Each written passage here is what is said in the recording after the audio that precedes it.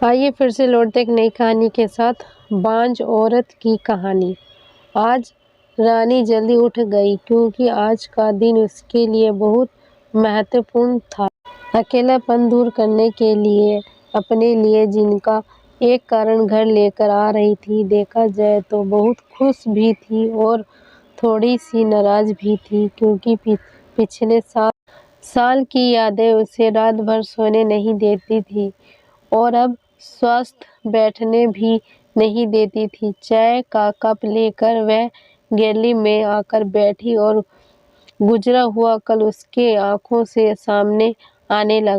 بیٹا تمہیں ایسے نہیں جانا چاہیے تھا۔ شادی ہونے کے بعد اسے انت تک نبھانا آنا چاہیے۔ ایسے ہی سمجھو کہ تمہارا نصیب ہی خراب ہے، کوئی کیا کرے گا۔ اگر ماں بن سکتی تو بات ہی کیا الگ ہوتی۔ میں ماں نہیں بن سکتی، اس میں میری کیا غلطی ہے؟ یہ سب میرے ہاتھوں میں ہے۔ کیا ماں نہیں بن سکتی مطلب میں انسان نہیں ہوں؟ کیا میری کوئی فیلنگ نہیں ہے؟ کیا منٹ منٹ میں میرا اپمان کرنے والے، میرے جینا مشکل کرنے والے لوگ کے ساتھ میں زندگی کیسے بتاؤں؟ وہ جو کہیں وہ سننا۔ رانی اور ماں کی یہ سب باتیں چالو تھیں، تب پاپا آئے۔ یہ دیکھو بیٹا، میں تو ایک کپڑے کی دکان پر کام کرتا تھا، ابھی عمر ہو گئی ہے تو کوئی کام بھی نہیں دیتا ہے، اور تمہارا بھائی حسن تو پردیس میں اپنے گرہستی میں مگن ہو گیا ہے۔ تم کہتی ہو تو میں تمہارے سسرال والوں سے بولتا ہوں، پر تم اپنے سسرال واپس چلی جاؤ، ایسے مجھے لگتا ہے۔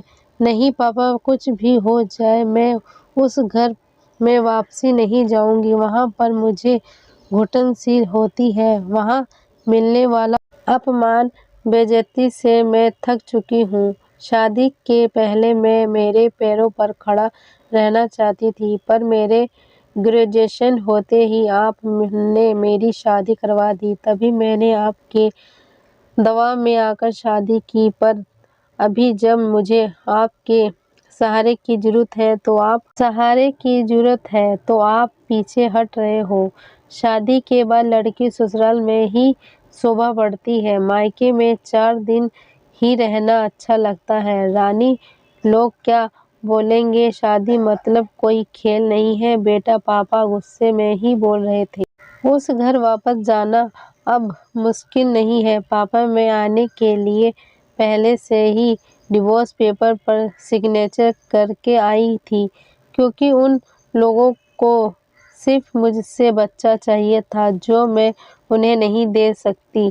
ارے اتنا بڑا نرنے لینے سے پہلے ہمیں ایک بار پوچھنا تو چاہیے تھا نا۔ جنم داتا ہیں ہم تمہارے پاپا۔ شادی ہونے کے بعد میں آپ کو بتاتی تھی اور ماں کو بھی کیسے چھل ہوتا ہے میرے ساتھ۔ وہاں پر 2 سال میں کبھی مجھے میرے من مطابق رہنے نہیں دیا۔ جب میری رپورٹ آئی اور سمجھا کہ میں کبھی ماں نہیں بن سکتی تو ویسے ہی ان لوگوں نے مجھے اپنے اصلی رنگ چالو کر دیے۔ کیسے رہوں گی میں ایسے واتاورن میں، اور اس سب کو بھگا کر اپنی زندگی ختم کرنے والے میں سے ہی نہیں تھی۔ یہاں دیکھو بیٹا، ہرشل نے دیے ہوئے پیسے سے ہی میرے اور تمہاری ماں کا جیسے تیسے خرچ چلتا ہے، اس میں تمہارا خرچ اٹھانا تھوڑا سا کٹھن ہوگا۔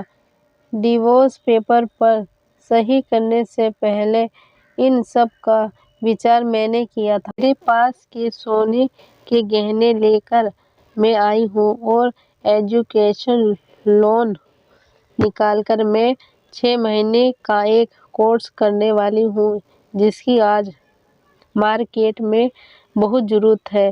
اس کے بعد مجھے اچھی کمپنی میں نوکری مل سکتی ہے۔ میں آپ کے اوپر ادھک بوجھ نہیں اٹھاؤں گی پاپا، مجھے جیون جینا ہے، سنگھرش کروں گی اور کماؤں گی۔ وشرام کیجیے۔ میرے سب لوگ کیا بولیں گے بیٹا، کیا جواب دیں گی انہیں؟ ماں آنکھوں کا پانی چھپاتے ہوئے بولی۔ ماں بولی تھی کہ وقت آئے تو سچ کیا ہے بول دینا چاہیے۔ جب مجھے سسرال میں جانوروں کے جیسا برتاؤ ہو رہا تھا تب کہاں گئے تھے؟ یہاں لوگ سماج میں بڑا کرو شادی کر دو بس اتنی ہی ذمہ داری سمجھتے ہیں۔ بیٹیوں کو بڑا کر کے یوگ پڑھائی دے کر خود کے پیروں پر کھڑا کرنا یہی ماتا پتا کی ذمہ داری ہوتی ہے تاکہ آگے جا کر کبھی خراب حالت ہو تو اسے استعمال کر سکیں۔ طے کے مطابق رانی نے 6 مہینے کا کورس کیا اور ترنت اسے ایک اچھی سی کمپنی میں کام بھی مل گیا۔ وہ بہت خوش ہو گئی تھی۔ سب اچھا چل رہا تھا۔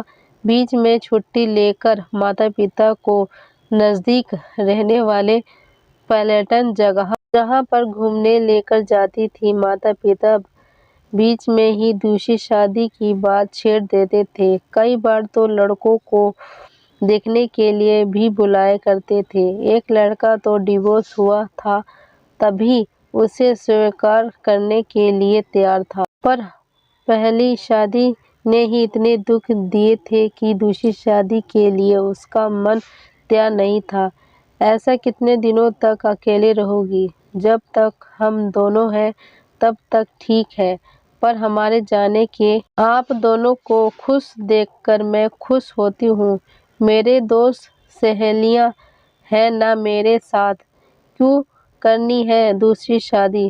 بھلا اتنا آسان نہیں ہے بیٹا۔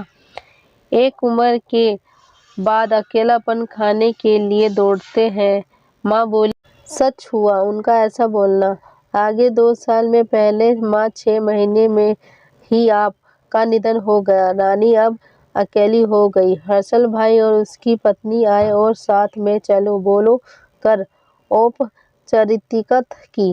پر مجھے ان کے ساتھ جا کر واپس بوجھ نہیں بننا تھا۔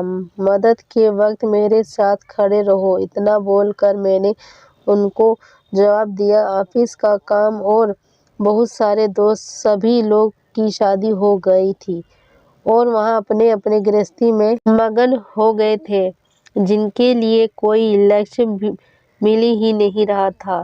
اسے چھٹی کے دن ایسے ہی ایک میگزین پڑھتے سمے اسے سنگل مم پر ایک بات پڑھنے کے لیے ملی اور اسے جینے کا ادیشیہ ملا۔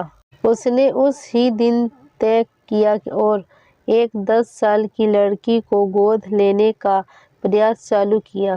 پرکرتی بہت بڑی تھی پر بولتے ہیں نا من میں اچھا ہو تو راستہ مل جاتا ہے، ویسی وہ پرکریا پوری ہو گئی اور آج وہی دن تھا کہ وہ اس لڑکی کو دینے کے لیے اناتھ آشرم جانے والی تھی۔